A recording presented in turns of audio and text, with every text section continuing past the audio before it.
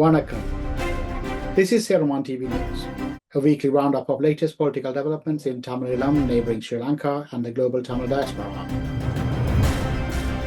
It's Thursday, 3rd of July, 2025.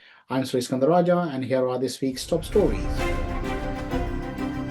Former Sri Lankan President Kumaratunga accused of Chemmani mass grave cover-up.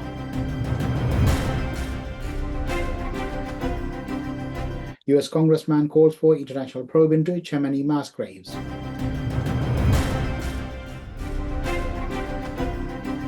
Tensions mount in northern Tamil Eelam as Sri Lankan military occupies historic religious sites. Shocking new developments have reignited a decades-old controversy in Tamil Eelam.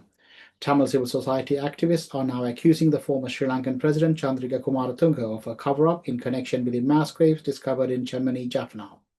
In 1998, a Sri Lankan soldier, Lance Corporal Somaratna Rajapaksa, convicted of the rape and murder of a Tamil schoolgirl, Krishanthi Kumaraswamy, in 1996, made a chilling revelation in court. He claimed that over 600 Tamil civilians who had been arrested and murdered by the Sri Lankan security forces were buried in Chemmani. Following international outrage, in 1999, the then Sri Lankan President Kumaratunga ordered an inquiry. 15 human remains were recovered, and 2 of them were identified as belonging to 2 Tamil men who were arrested and made to disappear in August 1996 by the Sri Lankan military. However, the investigation was abruptly closed in 2000, with the government declaring that no further remains could be found. Now, nearly 3 decades later, the recent excavation of 20 skeletons, including those of a child with a school bag in Chemmani, has sparked renewed anger and demands for accountability.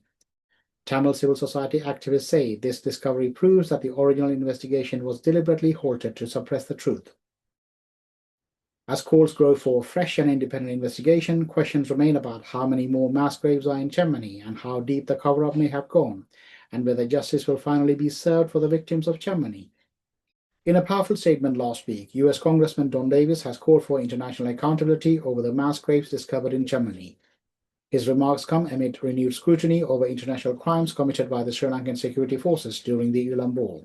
In a statement published on X last Friday, Congressman Don Davis noted, "The mass graves at Chemmani are a painful reminder of the atrocities committed against Tamils in Sri Lanka. We cannot turn away from the truth. Justice for the disappeared demands an independent international investigation and accountability." Congressman Davis's call echoes the demands of Tamils, who have long urged the international community to intervene, citing a lack of transparency and justice within Sri Lanka's domestic processes. As pressure mounts from both local and international voices, the question remains, will the international community step in and ensure justice for the victims of Chemmani? Tensions are rising in northern Tamil Eelam as the Sri Lankan military continues to occupy historic Tamil religious sites, despite the end of the armed conflict over 16 years ago. The latest flashpoint, Palali Jaffna, where devotees were barred from entering the revered Saiva Hindu temple. On Saturday, 28 June, Tamil devotees hoping to worship at the historic Raja Rajeshwari Amman temple in Palali were turned away by Sri Lankan soldiers. Barbed wire fencing was erected around the temple and military personnel blocked access to the site. This comes despite earlier assurances from the Sri Lankan government that the temple would be open to the public. The temple, which holds deep cultural and spiritual significance for the Tamil community, remains under the Sri Lankan military control since June 1990, raising serious concerns about religious freedom and post-war reconciliation.